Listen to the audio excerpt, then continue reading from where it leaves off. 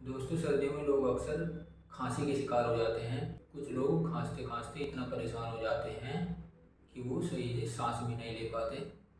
अगर अगर ऐसी कंडीशन है कि खांसी की वजह से पेशेंट सही से सांस ना ले पाए, खांसते खांसते परेशान हो जाए, ऐसी कंडीशन में हम एक उपाय कर सकते हैं। खांसी चाहे कैसी भी हो, बलगमी हो या सूखी, दोनों प्रकार की खांसी में हम एक उपाय कर सकते हैं। एक नींबू को काटकर उसके 4 भाग कर लेने हैं और उसमें थोड़ा सा काला नमक लगा लेना है और उसको हल्की हल्की आंच पर थोड़ा थोड़ा सेक लेना है अच्छी तरह से। ऐसा ना हो कि आप काफ़ी टाइम तक नींबू को आग पे ही रखे रहो और वो नींबू की जो कंडीशन है वो ख़राब हो जाए। और उसके बाद पेशेंट को एक एक पीस चूसने के लिए दे देना है। ऐसा करने से खांसी में काफ़ी आराम मिलेगा और धीरे धीरे खांसी ठीक हो जाएगी।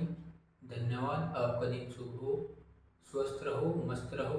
मिलते हैं अगली वीडियो में। धन्यवाद।